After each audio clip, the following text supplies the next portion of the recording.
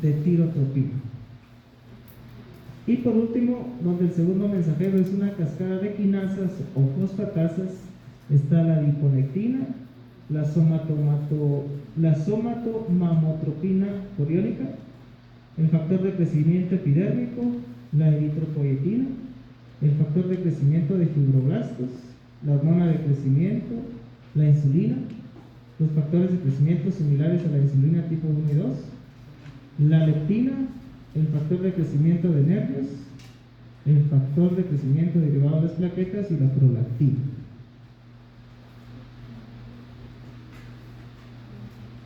Generalmente las hormonas tienen un modo de regularse, esto es a través de las mismas hormonas generadas o por la influencia que tienen estas hormonas corriente abajo y que tienen una influencia a nivel central. La mayor parte de hormonas de las adenopófisis tienen un tipo de regulación de regulación por retroalimentación negativa. Y entonces, por ejemplo, por ponerles un ejemplo, T3, T4 tienen un efecto de retroalimentación negativa a nivel hipofisiario y a nivel hipotalámico, ¿verdad? A eso se refiere el efecto de retroalimentación negativa. Así como esa, son la mayoría de hormonas hipofisiales. Una única forma, un ejemplo claro de retroalimentación positiva y se refiere a la hormona luteinizante, que cuando es el periodo de ovulación aumenta su excreción para favorecer los cambios que se producen en ese periodo ovulatorio. También se describen órganos endocrinos no clásicos, es decir, donde la función de estos órganos no es generar estas hormonas, ¿verdad? Pero se sintetizan en esa parte, ¿verdad? Como por ejemplo el tejido adiposo blanco y el estómago que sintetizan la leptina, o los osteocitos que secretan el factor de crecimiento de fibroblastos 23, o el intestino delgado que secreta este péptido similar al glucagón 1, o la placenta que ya sabemos que secreta la gonadotropina coriónica humana, progesterona, hormona del crecimiento placentario y lactógeno humano placentario, y los ventrículos cardíacos sintetizantes del péptido natriurético cerebral.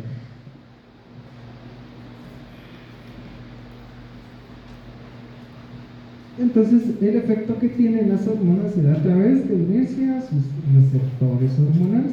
Y ya veíamos la clasificación atendiendo al receptor estimulado, pero podríamos decir que, en síntesis, ¿verdad?, hormonas similares a aminas y péptidos van a actuar a través de receptores que son proteínas intrínsecas de la membrana plasmática, aquellas que conocemos como proteínas, receptores acoplados a proteína G. Péptidos más grandes como la insulina o el factor de crecimiento similar a la insulina van a actuar a través de receptores tirosina quinasa o receptores de tipo citosina.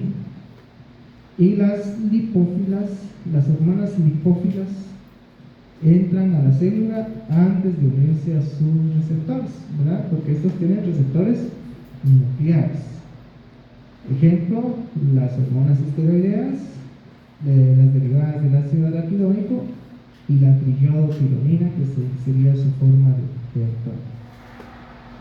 Los receptores tienen que actuar a través de poder discriminar con precisión su ligando.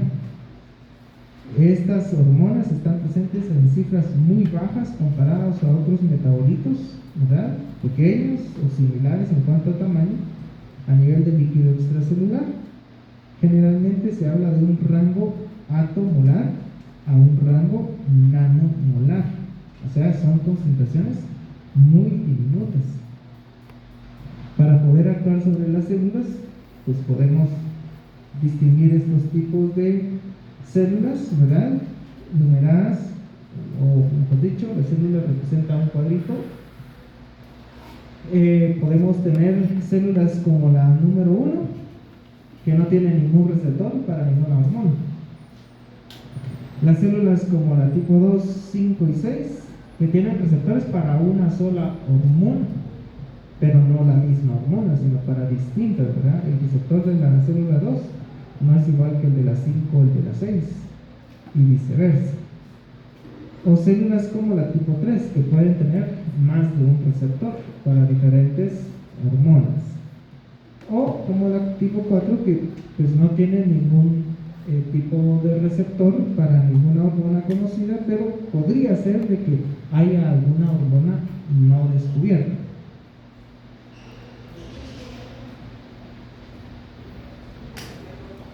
Y pues el efecto de la hormona también tiene que regularizarse, controlarse, y eso se llama apagar la señal. Este tipo de regulación se da porque se genera su destrucción, si la hormona es una proteína, a través de proteólisis. Se puede generar una hidroxilación que conlleva la finalización de su acción, o consecutivamente después de la hidroxilación también puede darse una conjugación, parecido a lo del metabolismo de los xenobióticos, para llevar a cabo la finalización de esta actividad hormonal. Las proteínas transportadoras y las hormonas libres, aquí entran en juego muchas de las hormonas que son lipófilas y tienen que estar unidas a proteínas transportadoras, ¿verdad? Tal es el caso de la tiroxina, ¿verdad? Que se une a la globulina de unión a la tiroxina, o el cortisol unida a la globulina de unión al cortisol. Estas proteínas transportadoras amplían la vida media biológica y aumentan la concentración plasmática de hormonas que son pequeñas. Tal es el caso de la tiroxina. Podemos observar que puede unirse a 3 proteínas distintas, ¿verdad? Podemos observar que la tiroxina puede unirse a la globulina de unión a la tiroxina, que es el que más se une a ella, el 75%. También puede unirse a la albúmina, o también puede unirse a la transtiretina, que es otra proteína de unión. Vemos el caso de la testosterona, que se une a la globulina de unión a hormonas sexuales en su mayor porcentaje, o el cortisol unido a la globulina de unión al cortisol. La albúmina también entra o juega una parte importante en transportar esta hormona, que es el cortisol, y la hormona de crecimiento, que también se une a la proteína de unión a la hormona de crecimiento, como es el caso del factor de crecimiento similar a la insulina tipo 1. En este cuadro describimos el ejemplo del metabolismo de hormonas en tejidos diana. Por ejemplo, la T4, ¿verdad? Conocida también como tiroxina, más que una hormona, puede considerarse como una prohormona, porque como tal no tiene una acción hasta que se convierta a triiodotironina. De hecho, el tirosito lo que más produce es tiroxina. La cantidad de T3 que libera el tirosito es muy baja. Incluso proporcionalmente se dice que T4 se secreta más o menos 40 moléculas por un T3. Pero al actuar ciertas enzimas, como es el ejemplo de la deshidrasa tipo 2, me va a generar la triiodotironina, ¿verdad? Que es la hormona potente, capaz de generar un cambio en los tejidos diana. De la misma manera podemos hablar de la testosterona, que a través de la enzima aromatasa se convierte en estrógeno, ¿verdad? Y como estrógeno pues tiene un papel, ¿verdad? En ciertos sitios, en ciertos órganos diana, que si no se convirtiera, ¿verdad?, a estrógeno, pues no llevaría a cabo ese papel tan importante. Vemos también que la testosterona a través de la 5-alfa reductasa puede convertirse a dihidrotestosterona, que es la hormona potencialmente activa, ¿verdad?, encargada de generar los caracteres sexuales en el hombre, ¿verdad? Y el cortisol, a través de la 11-beta hidroxiesteroide deshidrogenasa tipo 2, se transforma en cortisol, que tiene más que una acción de glucocorticoide, aparentemente más una función de mineralocorticoide.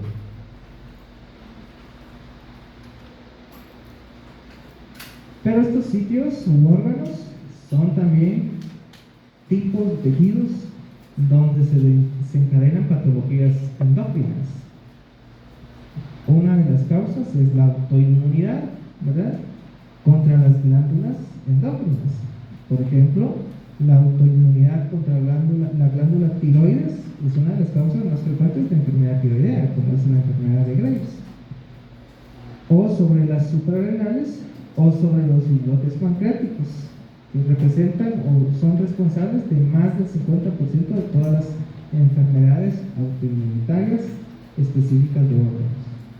También pueden haber neoplasias, tanto benignas como malignas, que pueden afectar a este tipo de tejido. Incluso en su libro de texto menciona que en muchas ocasiones al paciente se le está estudiando por alguna otra patología y se le realiza un estudio de neuroimagen y se termina descubriendo un cáncer o una neoplasia en estos sitios, ¿verdad?, hipotálamo, hipófisis, y a eso le llama Baines como incidentaloma.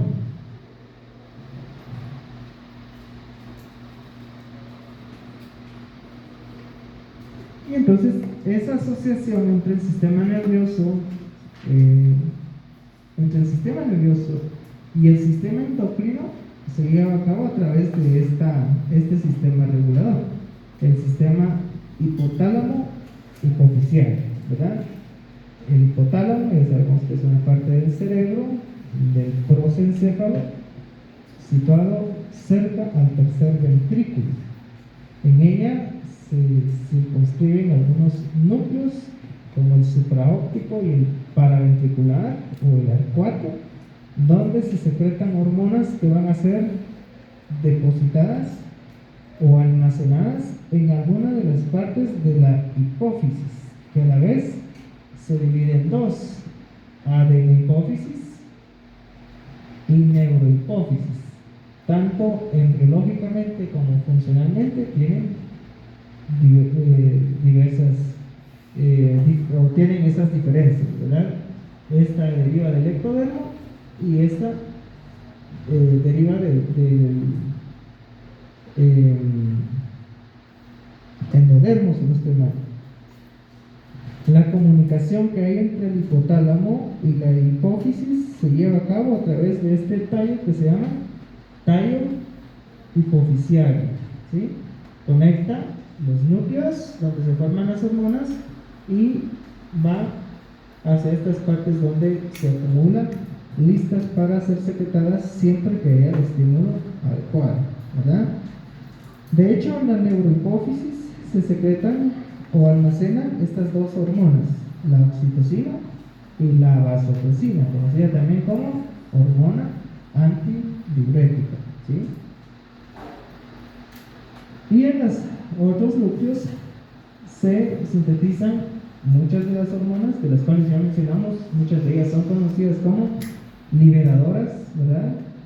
Y algunas se secretan en la eminencia media y que luego por el sistema portal van hacia la adenohipófisis, atendiendo al estímulo que reciben, ¿verdad? Por eso dice acá, el hipotálamo funciona como un centro integrador que dirige un gran número de procesos endócrinos y neurales y los conduce a estímulos externos relevantes. Recibes estímulos sinápticos de diferentes partes del cerebro así como señales periféricas a través de la barrera hematoencefálica. Esa es la forma de comunicarse con esta parte del cerebro. Y se forman estos 5 ejes, ¿verdad? Atendiendo a la hormona sintetizada a nivel del hipotálamo, a la que van a generar su producción a través de la adenohipófisis y el efecto que van a generar en algún órgano diana, ¿sí? Están el eje hipotálamo hipoficiario tiroideo, hipotálamo hipoficiario suprarrenal, hipotálamo hipoficiario gonadal y el eje de la hormona de crecimiento y de la dopamina, ¿verdad? De la prolactina, perdón. De las hormonas que se sintetizan en la adenohipófisis, se hablan que son 6, ¿verdad? 6 hormonas sintetizadas en la adenohipófisis, que son la TSH, la ACTH, la FSH, LH, la hormona de crecimiento y la prolactina, ¿sí? Esas son hormonas sintetizadas a nivel de la adenohipófisis. En el hipotálamo ustedes pueden notar que hay un poquito más, ¿verdad? Las hormonas liberadoras, también está la vasopresina, también se menciona la somatostatina, que tiene un efecto, como su signo lo menciona, negativo, es más inhibidor, ¿verdad? Y la dopamina tiene el quinto eje, está generando una retroalimentación negativa, ¿verdad?, sobre la hormona que se llama prolactina. 3 hormonas, o mejor dicho, 4 hormonas son tróficas: la TSH, la ACTH y la FSH y LH. Estas hormonas son tróficas porque si aumenta su concentración, en cierta manera puede llevar a generar un aumento del tamaño del órgano efector. Por ejemplo, la TSH incrementada no puede generar bocio, ¿verdad? Incremento del tamaño de la tiroides. La hormona de crecimiento también es trófica, ¿verdad? Es trófica y actúa en diferentes sitios, a nivel hepático y a nivel de tejidos periféricos. La única que no es trófica se llama prolactina, ¿verdad? Y es la única hormona que no genera un efecto de crecimiento del órgano sobre el cual va a actuar. Hay trastornos clínicos asociados con estas hormonas adenohipofisiarias, por ejemplo, la hormona estimulante del tiroides. Si hay deficiencia, nos genera hipotiroidismo. Si hay un exceso, nos da tirotoxicosis. La ACTH, si hay deficiencia, nos genera hipoadrenalismo, y si hay exceso, nos genera enfermedad de Cushing. La FSH y LH, si hay deficiencia, genera hipogonadismo, y su exceso puede desencadenar pubertad precoz. La hormona de crecimiento, si hay deficiencia, nos da baja estatura, y si hay exceso, nos da gigantismo o acromegalia. Y la prolactina, que es la única que no se conoce patología por deficiencia, pero sí por su exceso. El exceso de prolactina genera infertilidad y galactorrea. Entonces vamos a hablar de los 5 ejes, por eso les decía que es algo tardada la clase, sobre todo los primeros 3 ejes. Este es uno de los ejes más complejos. El eje hipotálamo hipoficiario tiroideo.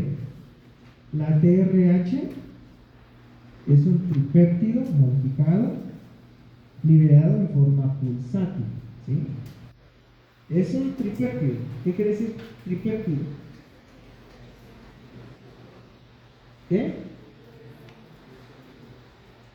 3 péptidos. Tiene una constitución de 3 aminoácidos nada más, ¿verdad? Solo 3 aminoácidos forman parte de esta hormona, ¿verdad? Y van a generar, o van a estimular, mejor dicho, la síntesis y secreción de la hormona estimulante del tiroides. Es decir, el TRH se sintetiza en el hipotálamo y van a generar un efecto a nivel de la adenohipófisis. Por unión a receptores acoplados a proteína G, situados en las membranas de la célula tirotrofa hipofisiaria, están ligados a la fosfolipasa C. Si están ligados a la fosfolipasa C, implica la generación de aquel segundo mensajero conocido como inositol trifosfato.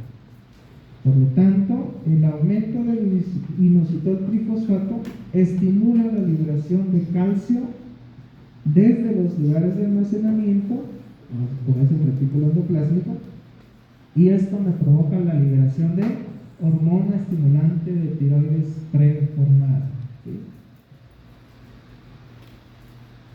La TRH también genera la biosíntesis de subunidades de la TSH y la glucosilación. Esta hormona adenohipofisiaria también tiene 15% de su estructura es hidrato de carbono. Tiene dos subunidades unidas de forma no covalente.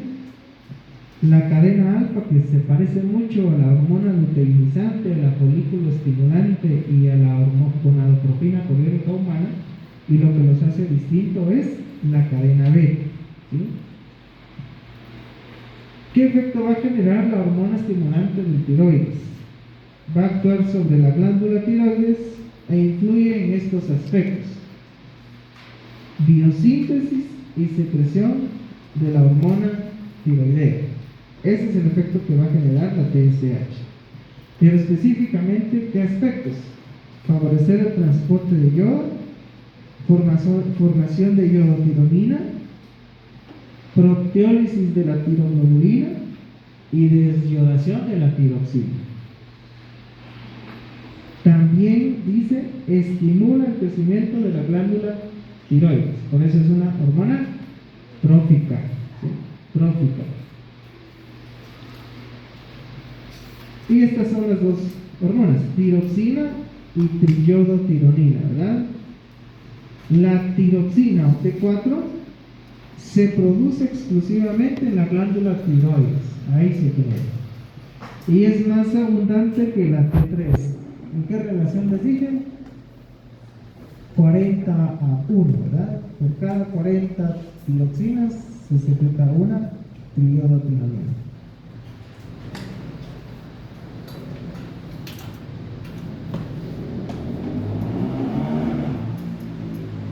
La T3 es la que genera una acción biológica, ¿verdad?, sobre los tejidos dianos. La síntesis de estas dos hormonas tiene lugar en la superficie de la tiroglobulina, que es una proteína que la vamos a encontrar en el coloide de la glándula tiroides. La actividad biológica de la hormona tiroidea está regulada por el control, dice, de la conversión de T4 en T3 mediante la desyodación, un proceso mediado por 3 desyodasas. Y aquí es donde ustedes notan, ¿verdad?, la formación de la T3 a partir de T4 y genera un poquito de confusión, porque también aparte de T3 se puede producir T3 inversa, o como dice ahí, triiodotironina inversa, abreviado como RT3. Y entonces, si ustedes revisan el contenido del capítulo, no concuerda con lo que ven en la gráfica, ¿sí?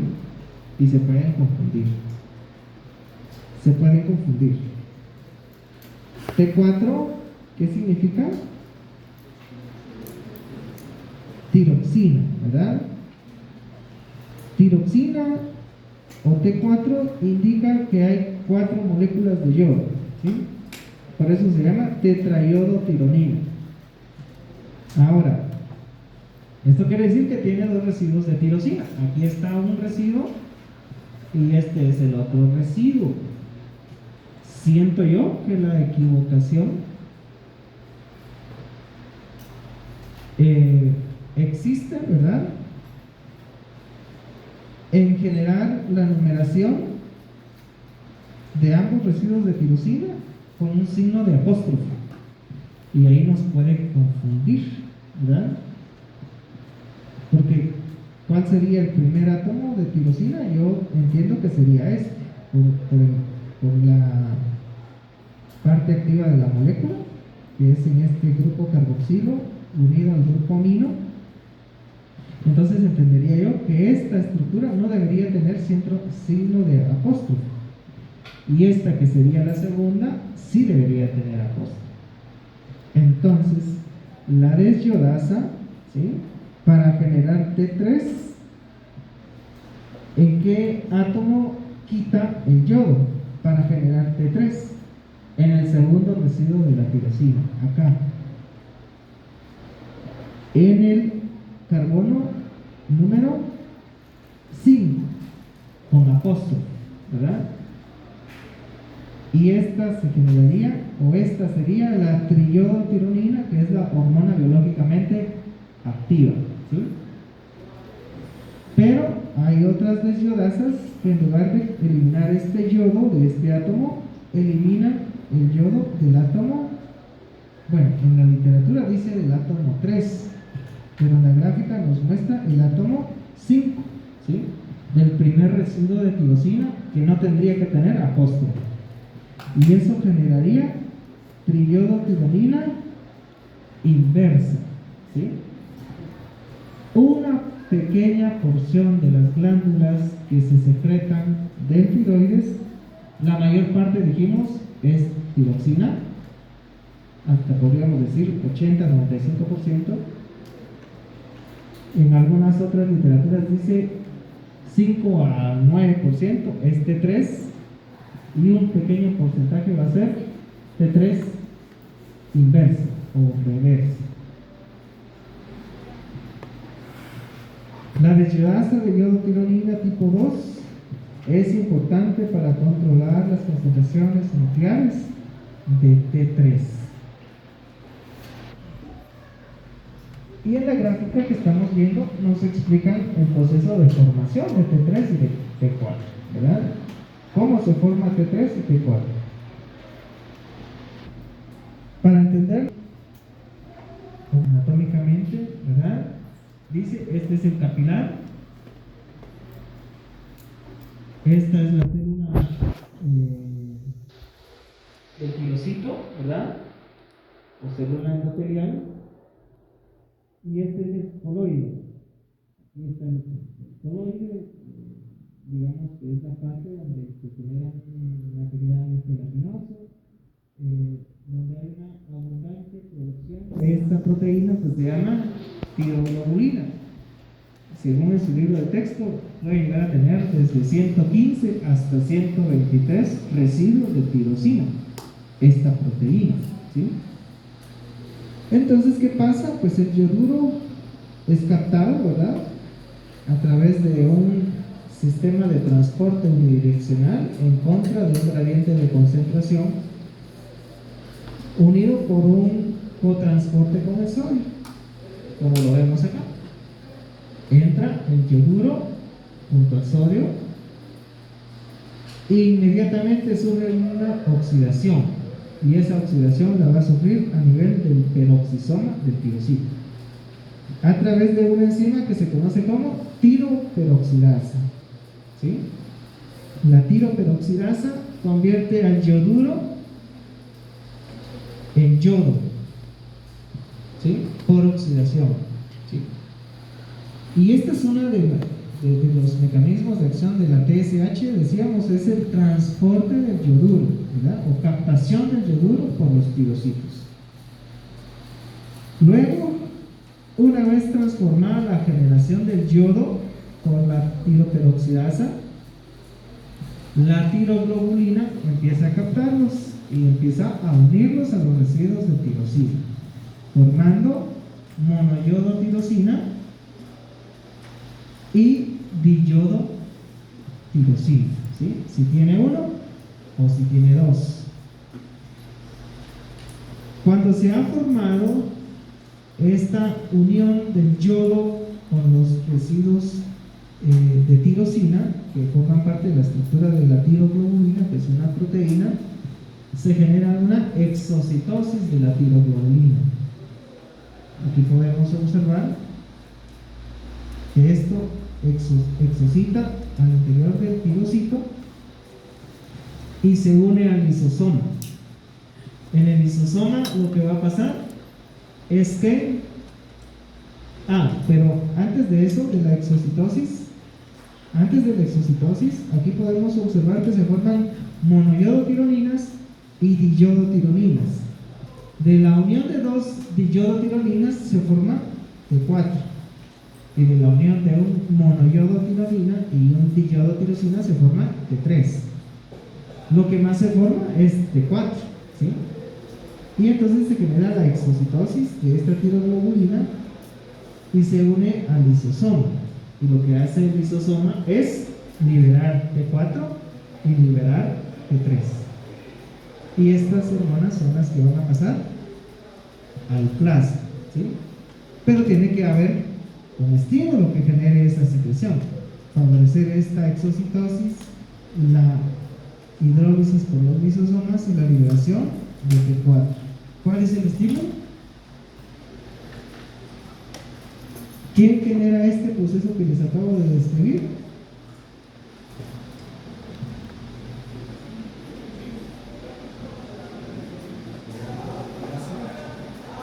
Así les va a ir en el examen.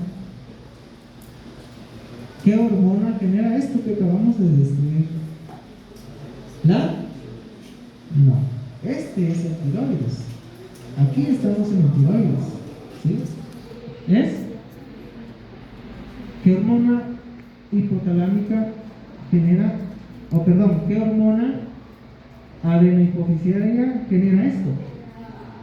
La TSH. La TSH se secreta de la adenohipófisis por influencia de la TRH, ¿sí?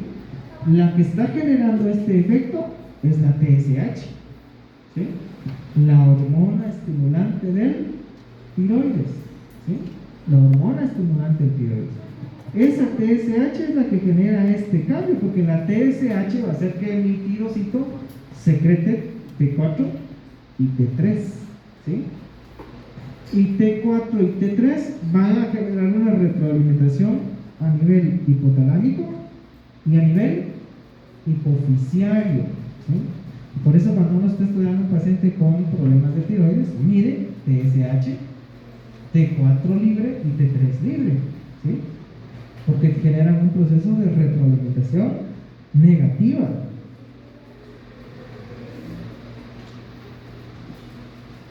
¿Qué acciones bioquímicas tienen estas hormonas tiroideas? Vean qué hace la T3. Una vez liberada, la T3 aumenta el metabolismo basal de todo el organismo por unión de T3 a receptores nucleares, ¿sí? Aumenta el metabolismo basal de todo el organismo por unión de T3 a sus receptores, tanto alfa como beta. Aumenta la utilización de ATP, porque aumenta la actividad de la ATPasa. Aumenta el metabolismo oxidativo mitocondrial y la velocidad de síntesis de numerosas proteínas estructurales, enzimas e inclusive otras hormonas, ¿sí?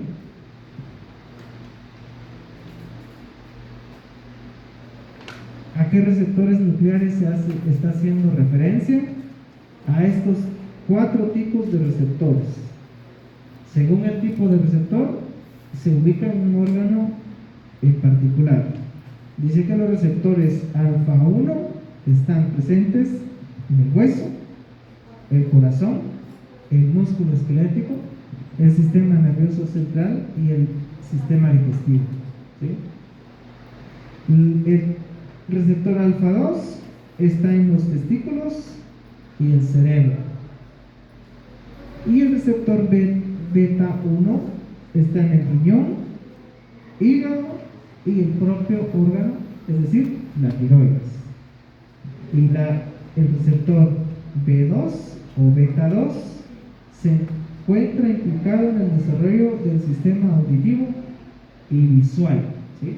Ahí se ubican estos receptores que van a responder ¿a quién? A la T3, ¿sí? Van a responder a la T3. Por ello, esta hormona pues tiene susceptibilidad de generar trastornos, ¿verdad? Los trastornos de la función tiroidea pueden ser hiperproducción o hipoproducción. Hipertiroidismo, ¿sí? El hipertiroidismo, donde la causa más frecuente es la enfermedad de Graves. Es una enfermedad autoinmunitaria con anticuerpos estimulantes contra el receptor de la hormona estimulante del tiroides, ¿sí? Es decir, se generan anticuerpos que no van a actuar sobre la T3 o T4, sino contra el receptor ¿de quién dice? De la TSH, ¿sí? Contra el receptor de la TSH.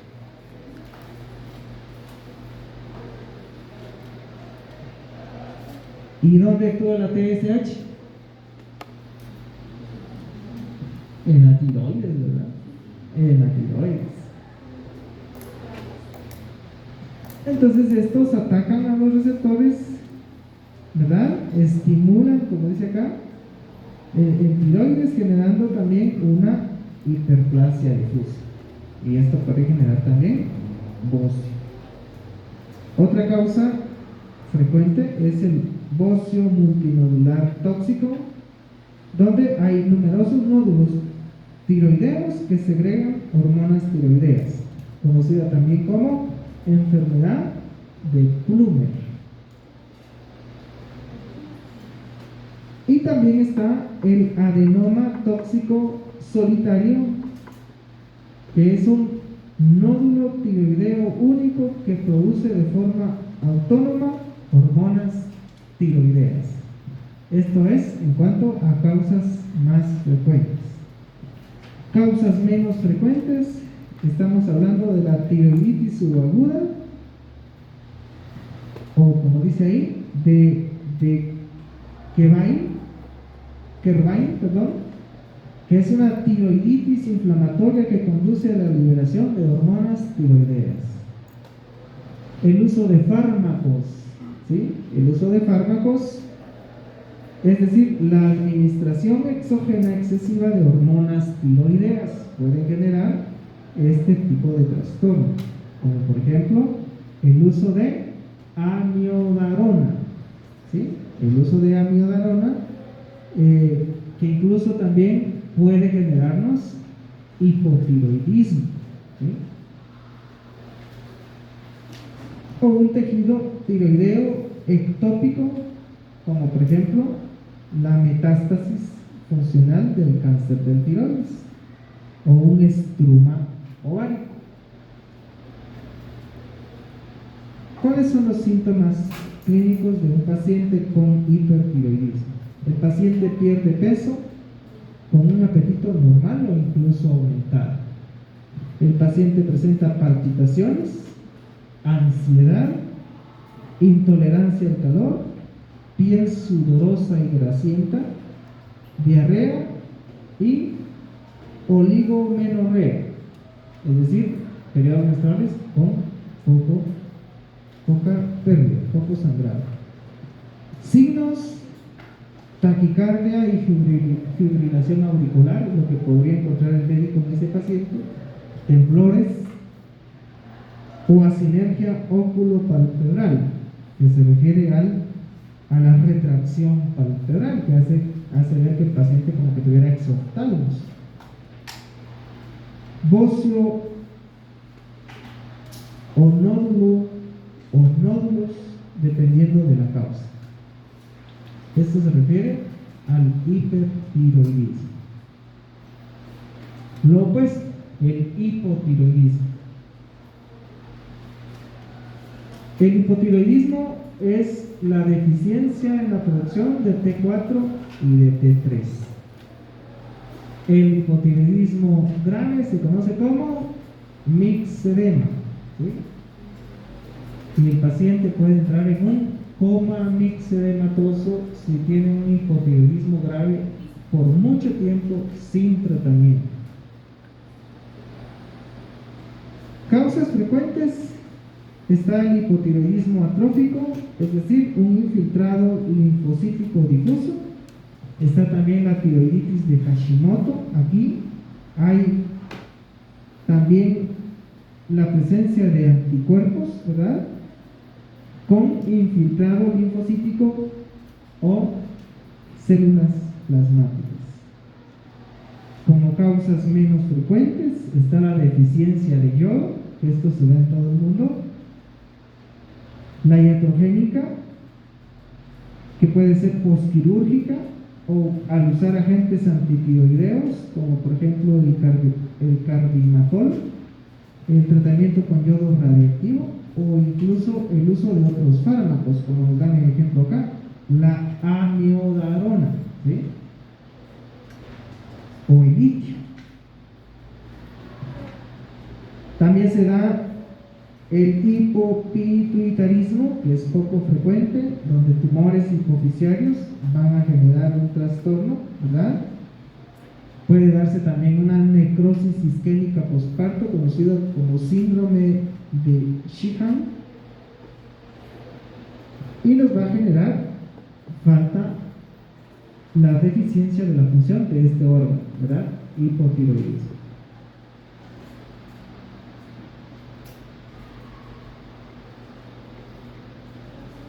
Fármacos como la amiodarona, que tienen mucha concentración de yodo. Veíamos en hiperparatiroidismo, puede ser una causa de hiperparatiroidismo, pero también una causa de hipotiroidismo. Y aquí se nos da un signo o efecto conocido como el efecto de Wolff-Chaikoff, donde el incremento de la concentración de yodo me inhibe la formación de hormonas tiroideas, y eso puede darse por consumir un fármaco o un elemento que contenga mucho yodo.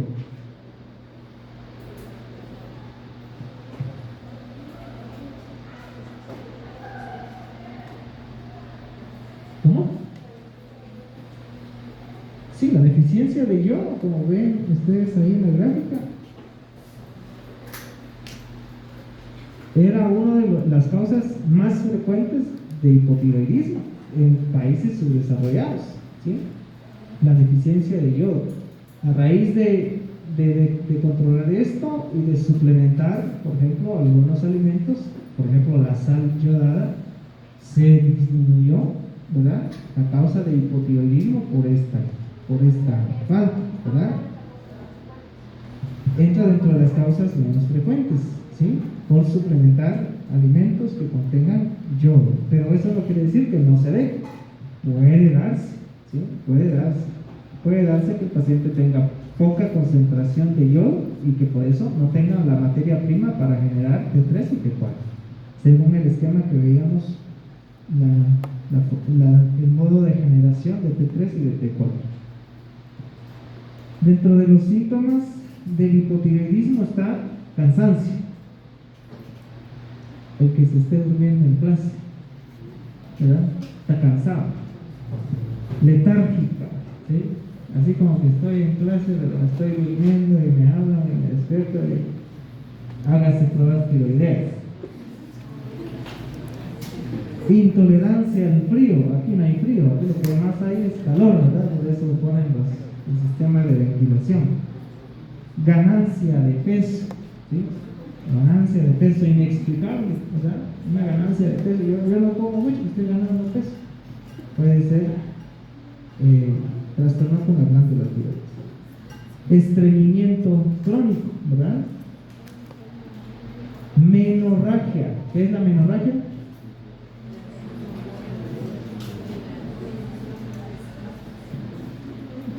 Oligomenorrea es eso. Pero la menorragia, ¿qué es?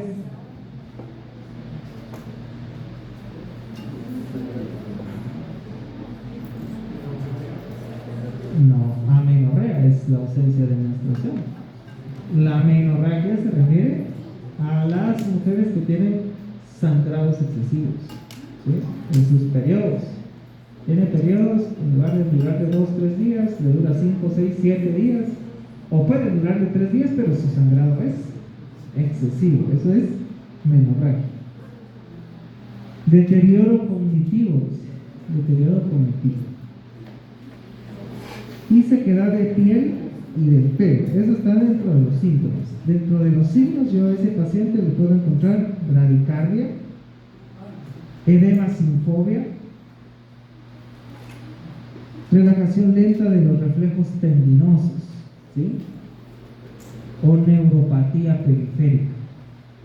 Están dentro de los signos que puede tener un paciente con hipotiroidismo. Pero aquí hay una gráfica muy bonita.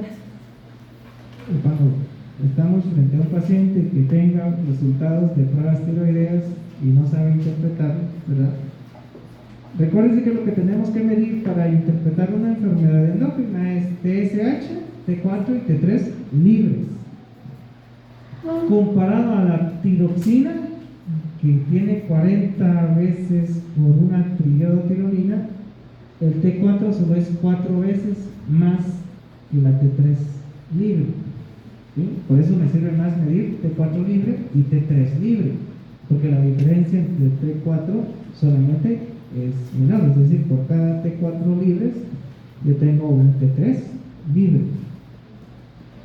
¿Cómo interpretan lo que dicen en el cuadro de texto? Que lo tienen en su libro de texto. Aquí habla de la TSH, ¿sí? Esto es de la TSH.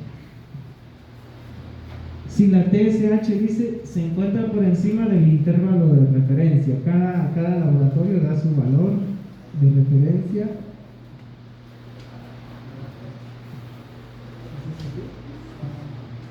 El valor de TSH está por encima del valor de referencia, dentro de los intervalos de referencia o por debajo del valor de referencia. Y lo que nos dice acá, o sea, esto es el comportamiento de la T4 libre, ¿sí? Si la TSH está por encima de los valores de referencia, pero la T4 libre está mayor que el intervalo de referencia, es decir, alta, el paciente puede tener hipertiroidismo secundario, que es poco frecuente.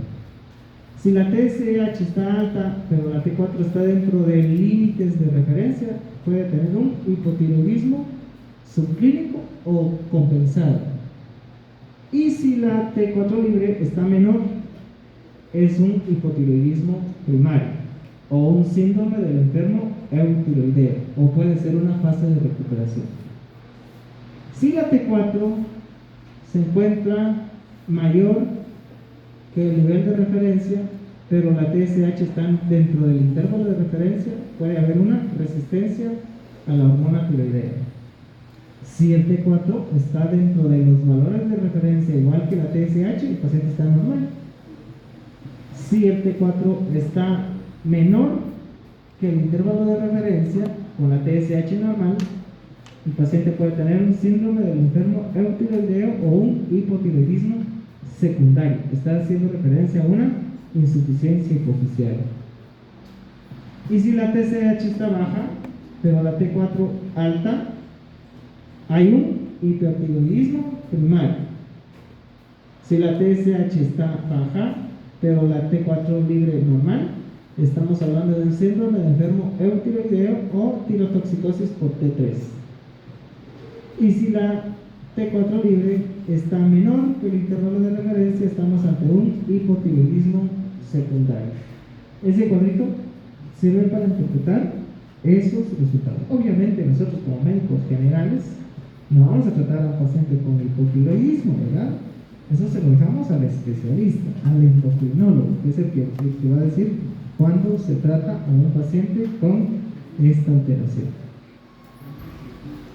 Eje hipotálamo hipofisiario suprarrenal. Segundo eje. La corticoliberina o CRH es un péptido de 41 aminoácidos segregado por el núcleo paraventricular. Ya sabemos que eso es del hipotálamo. que va a actuar a través de un receptor acoplado a proteína G a través del sistema de segundo mensajero, o sea, AMP cíclico. Y dice que la vasopresina, hormona antidiurética, potencia la respuesta de la hipófisis a la corticoliberina. ¿Sí?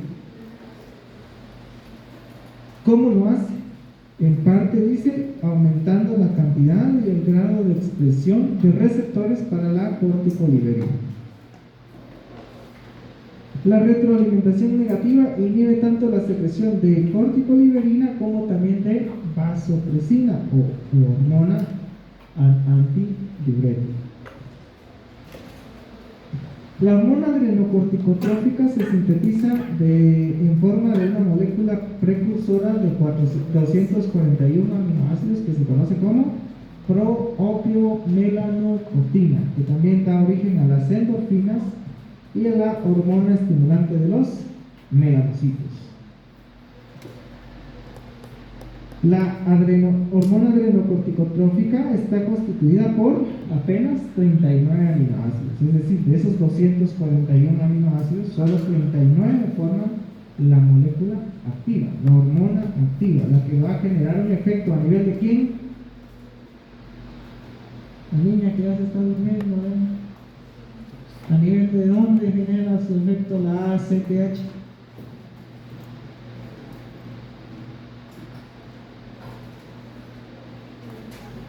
¿Ah? La ACTH va a generar un efecto sobre la corteza suprarrenal. Se secretan ráfagas relacionadas con el estrés que se superponen sobre la base de un ritmo diurno con una oleada rápida de producción alrededor de las 3 de la mañana y un máximo de concentración plasmática a las 5 de la mañana. Medir estas hormonas, por ejemplo el cortisol, para saber que tiene hiperfunción o hipofunción, tiene uno que saber interpretarlo por esta variación del ritmo circadiano.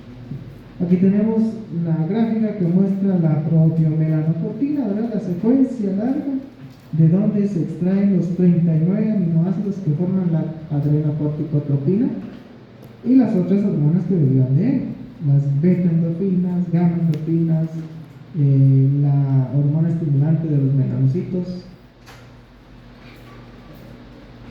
Esta hormona tiene una vida media muy corta, de apenas 10 minutos, pero estimula la síntesis y liberación de hormonas glucocorticoideas, es decir, favorecidas por receptores acoplados a proteína G, es decir, donde interviene el AMPC.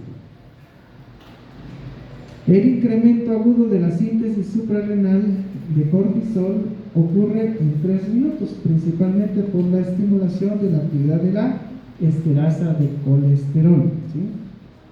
A esta enzima es a la que va a generar un efecto la ACTH, la esterasa de colesterol. ¿Qué hace la esterasa de colesterol?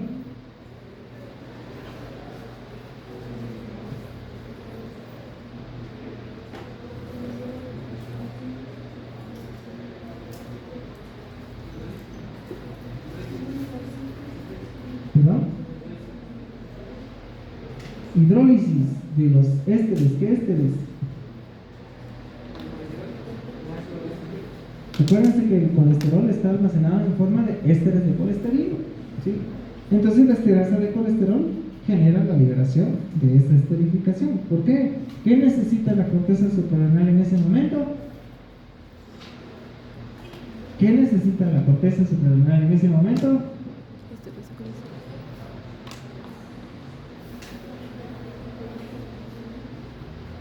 Colesterol. A largo plazo, dice, induce la transcripción de genes que codifican enzimas esteroidogénicas, mantiene la zona fascicular y la zona reticular de la glándula.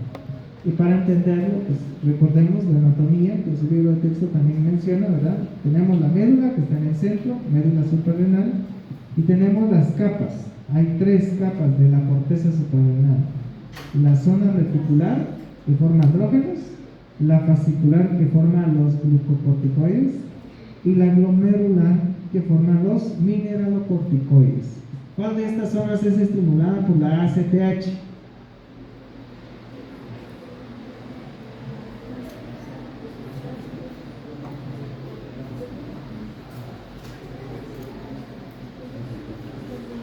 Una de las zonas responde al sistema renina-angiotensina. ¿Cuál es?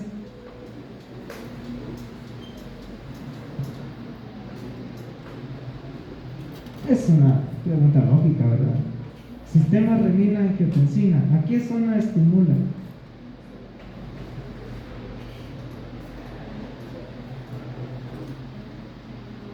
A la zona glomerular, ¿sí?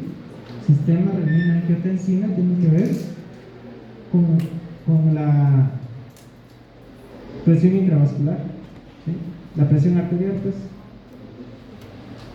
Y entonces es la que me va a estimular. Si estimula la célula glomerular, me va a impulsar la generación del mineralocorticoide. Yo necesito formar algo que me detenga el sodio, ¿verdad? Porque algo está pasando con la presión.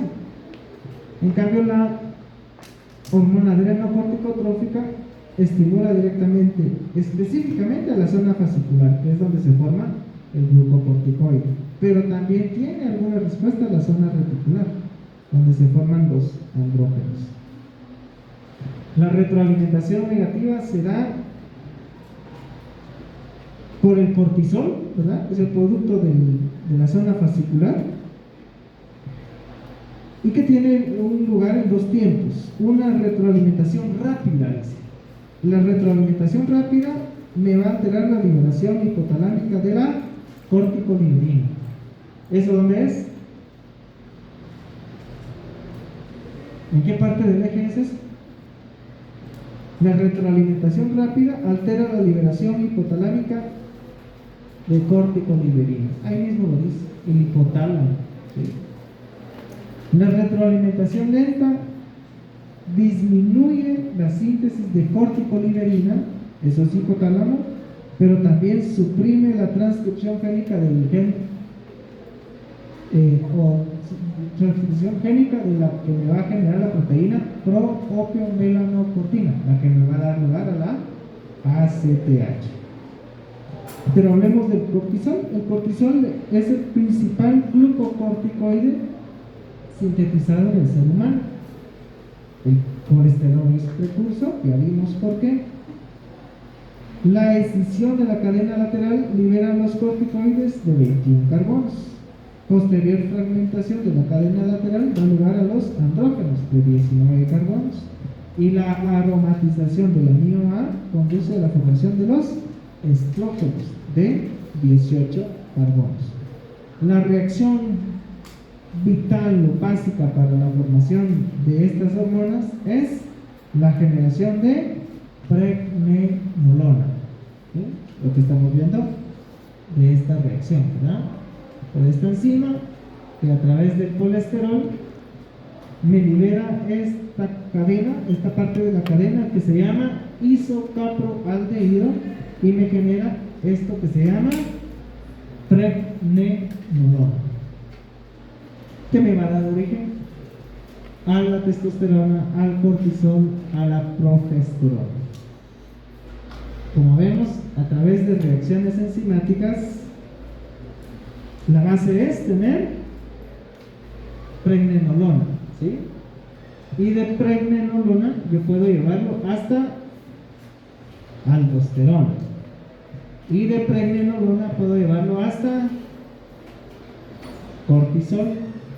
Y de pregnenolona puedo llevarla hasta androstenediona, ¿sí?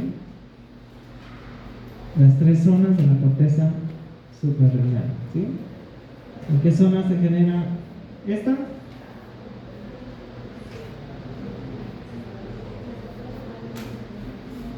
¿En qué zona de la corteza suprarrenal se genera esta? La fascicular, ¿sí? Y esta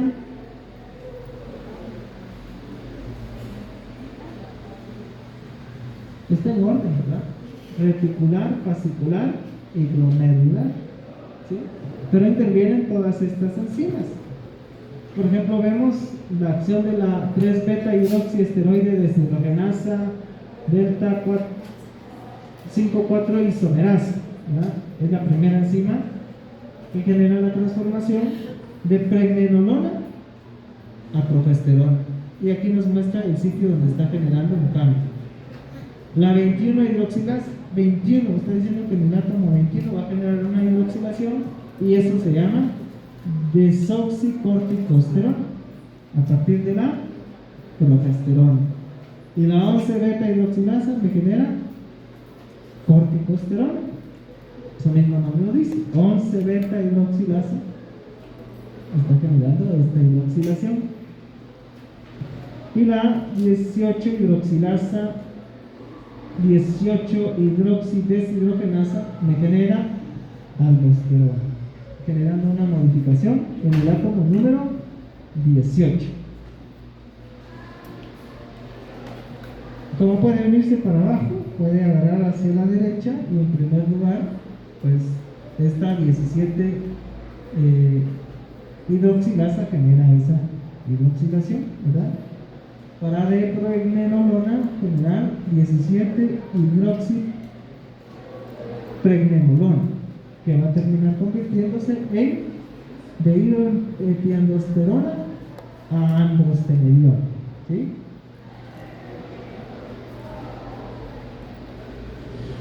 Como veíamos, la concentración plasmática de cortisol muestra un acusado ritmo diurno, es decir, un aumento de su concentración a las 8 de la mañana.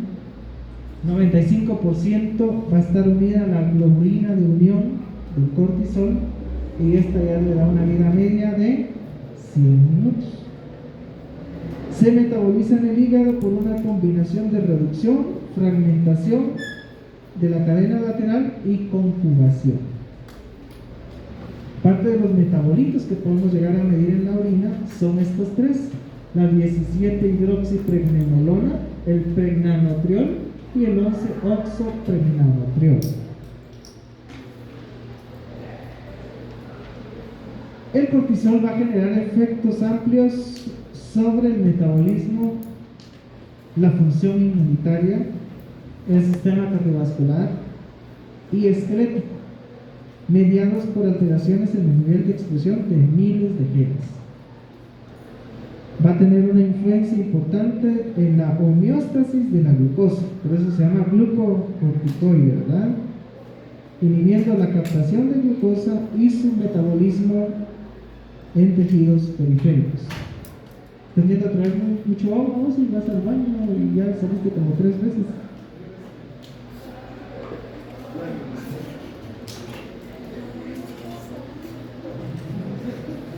Tiene una influencia, dice, importante en la homeostasis de la glucosa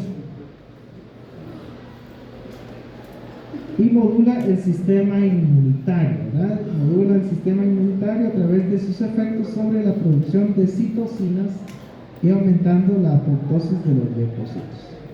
También puede tener trastornos clínicos, ¿verdad?, de la secreción del colesterol. Una de ellas es la enfermedad de Addison. Es una insuficiencia suprarrenal primaria, usualmente debido a una enfermedad autoinmunitaria o una infección, ya sea por tuberculosis o por un virus, citomegalovirus.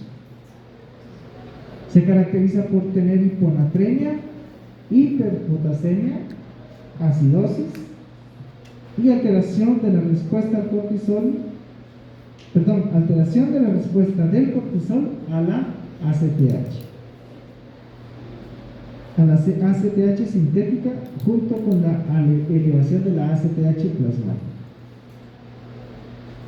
Puede estar asociada con una TSH muy alta, lo que se puede resolver con terapia de glucocorticoides.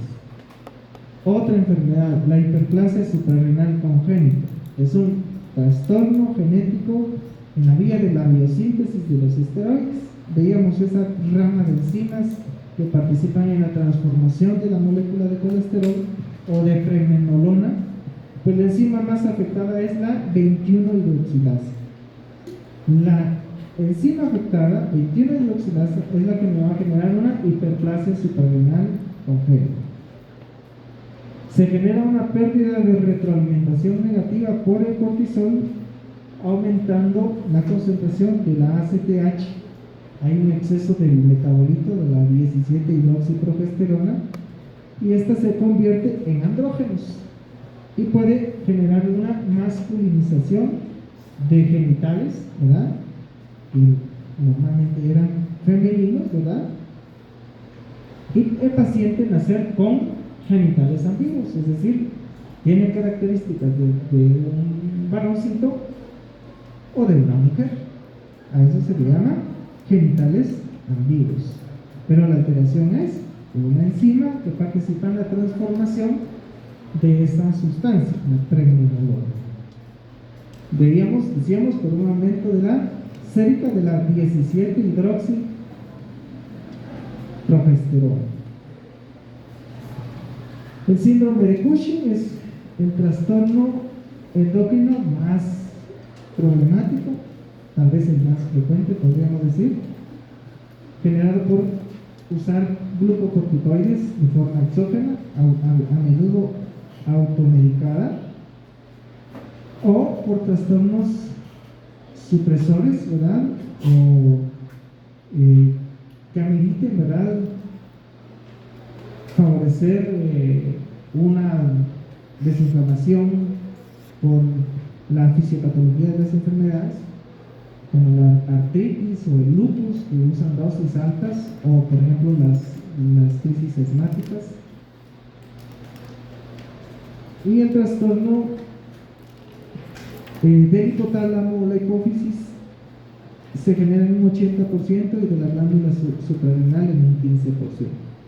El exceso de cortisol me lleva a una remodelación del tejido adiposo, es decir, se deposita la grasa en lugares poco habituales como la cara, el tronco, y hay pérdida de grasa de extremidades, como también atrofia del músculo esquelético. El paciente puede tener diabetes e hipertensión. Se suprime también el eje hipotálamo gonadal, que se percibe en forma de cese de la menstruación si hablamos de una mujer.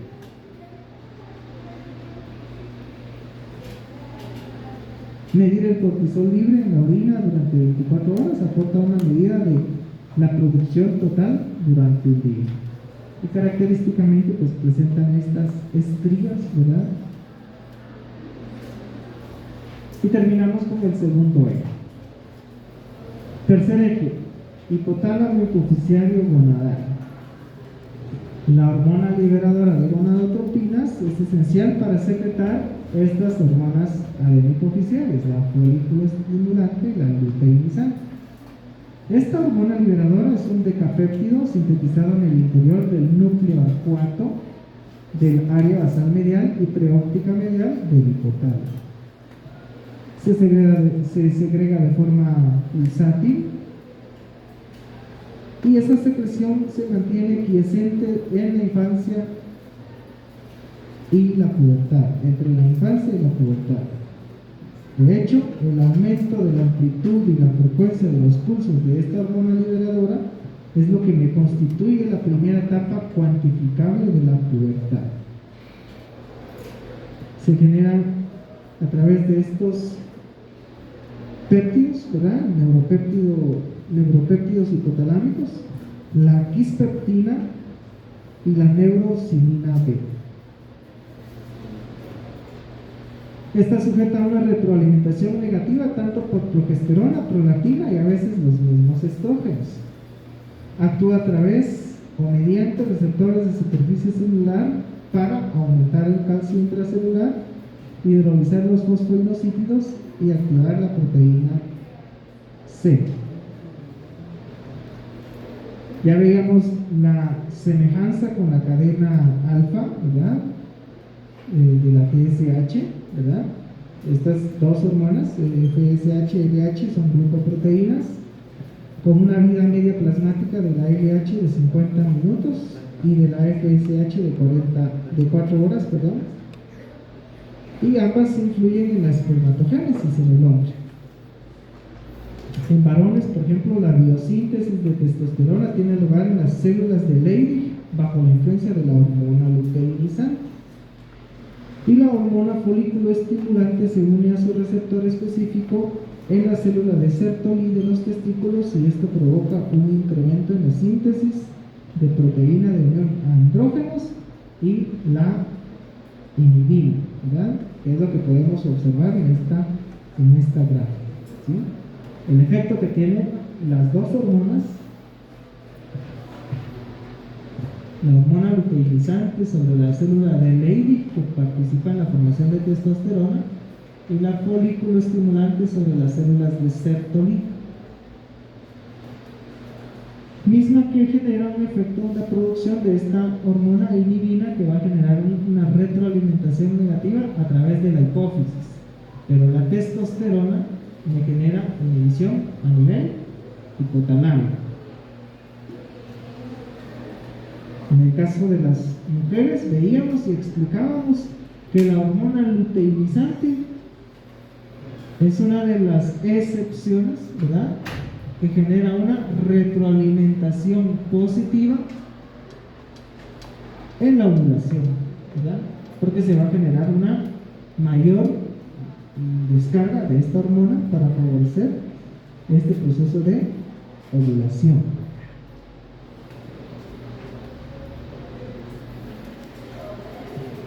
La testosterona, por ejemplo, el 95% viene del testículo y el resto proviene de la glándula suprarrenal.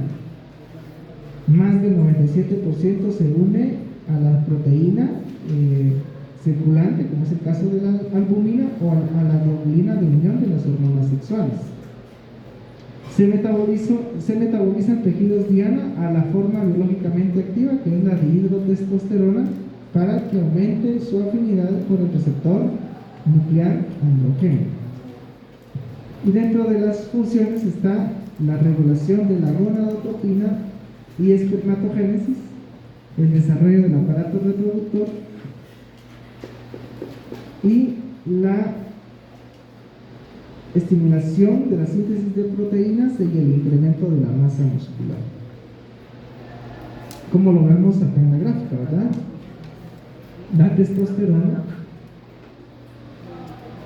que por reacción enzimática se convierte en dihidrotestosterona, es la que me va a generar un efecto en la virilización externa y en el anabolismo, es decir, la masa muscular, mientras que la testosterona es la que va a generar estos cambios, ¿verdad? Regulación de las gonadotropinas, espermatogénesis, diferenciación sexual, diferenciación del conducto de Golgi, que también es la que me genera una retroalimentación negativa sobre la hipófisis a través de evitar la liberación de hormona luteinizante. También hay enfermedades o trastornos clínicos en varones, ¿verdad?, en mujeres también. Los gonadotropos se encuentran dentro de los tipos de células de la hipófisis anterior más sensibles a un daño hipoficial. Es el eje que más se daña si hay alguna alteración a ese nivel. El hipogonadismo central también puede ser una respuesta a una pérdida importante de peso o a un estrés fisiológico. Se habla del síndrome de Klinefelter. Aquí estamos hablando del cariotipo 47XXY, y esto me genera un hipogonadismo. El síndrome de Kallmann, que es un trastorno hipotalámico genético en niños que determina una producción de la hormona liberadora de gonadotropinas. Y el exceso de andrógenos en los varones puede dar una pubertad precoz, una entidad poco frecuente en los varones, más frecuente en las mujeres. Se da por una activación precoz de este eje o una mutación de ganancia funcional en el receptor de la LH o de aquella proteína hipotalámica que dijimos que se llama quispeptina.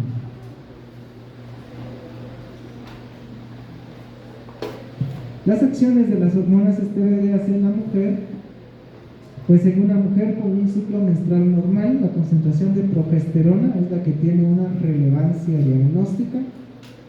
Porque una concentración sérica de más de 20 nanosmoles litro en la fase lútea es compatible con ovulación, ¿verdad? Y entonces mostramos la variación de estas hormonas: progesterona, estradiol, LH, FSH, haciendo énfasis en la retroalimentación positiva de la LH a mitad del ciclo, donde coincide con la ovulación. Haciendo énfasis en la progesterona, ¿verdad?, que cuando se acerca el periodo menstrual desciende, y es uno a los que se le acusa o es causa de los cambios de humor en la mujer cuando está en el periodo menstrual.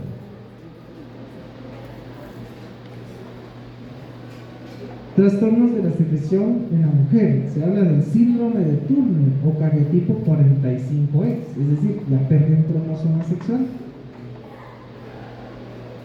Y en exceso hablamos de pubertad precoz, que en niñas es más frecuente. También puede darse debido a una hiperplasia suprarrenal congénita. Puede también generar una infertilidad o un hirsutismo en adultas, que es el que conocemos como el síndrome de ovarios poliquísticos.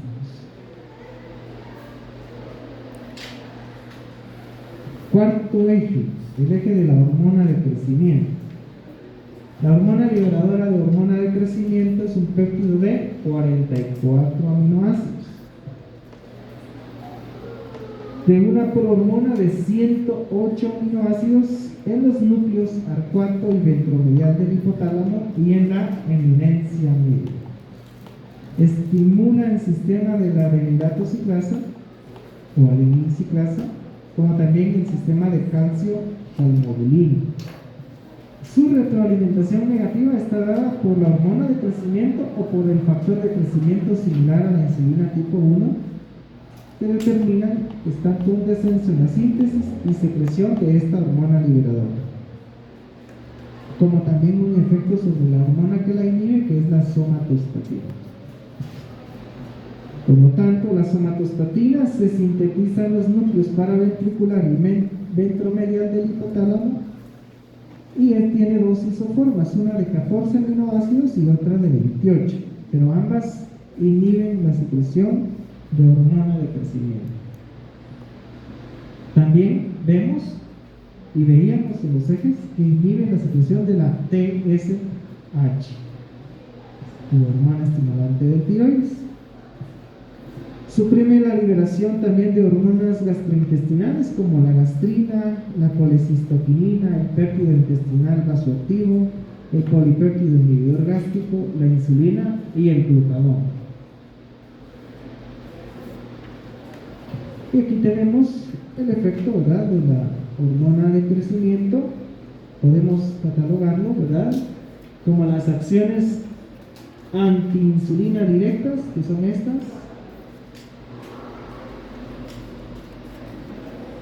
Vamos a hablar sobre el metabolismo de las grasas, es decir, aumento de la lipólisis, o el metabolismo de los hidratos de carbono, que es aumentar la gluconeogénesis, y otros efectos que se oponen a la acción de la insulina. Por eso es catalogada como una hormona contrarreguladora. Y las acciones que promueven el crecimiento indirecto. Aquí está involucrado el factor de crecimiento similar a la insulina tipo 1, que conjuntamente con las hormonas tiroideas van a tener efectos esqueléticos o extraesqueléticos. Extraesqueléticos como el crecimiento tisular, la diferenciación celular, el aumento de las acciones de hormonas tróficas, o esqueléticas como el aumento de la condrogénesis y el crecimiento esquelético. También tiene alteraciones, ¿verdad? La talla baja por deficiencia de la hormona de crecimiento y la acromegalia por su exceso. Hay también patologías hereditarias como la talla baja familiar relacionadas a una alteración en la secreción de esta hormona de crecimiento. Y por último vamos a hablar del eje de la prolactina, que dice que la prolactina es una hormona polipeptídica de 198 aminoácidos secretada exclusivamente por las células lactotropas de la hipófisis anterior. Su papel fisiológico principal se produce durante el embarazo, iniciando y manteniendo la lactancia. La dopamina, veíamos en los ejes, es un inhibidor de la secreción de prolactina y es producida por neuronas tuberoinfundibulares dopaminérgicos. Es la única que está bajo un control predominantemente inhibitorio por el hipotálamo.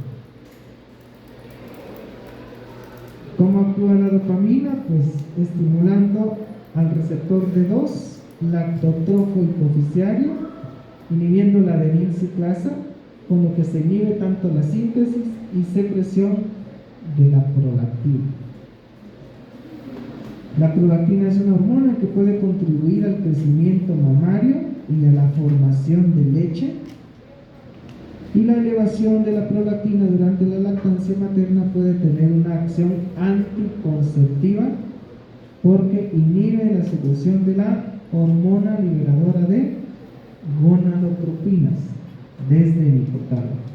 Aunque sabemos que ese efecto es pasajero, siempre que se cumpla el hecho de una lactancia materna exclusiva, ¿verdad?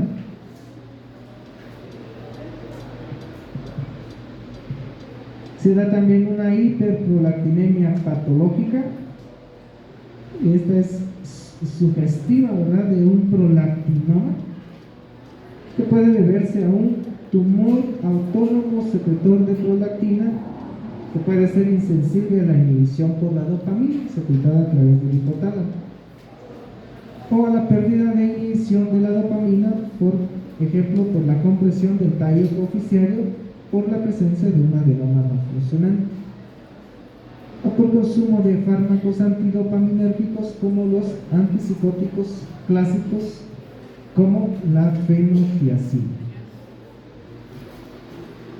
Se va a manifestar en las mujeres con irregularidades menstruales, y en varones y también mujeres presenta infertilidad o galaporrea.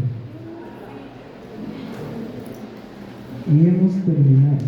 No sé si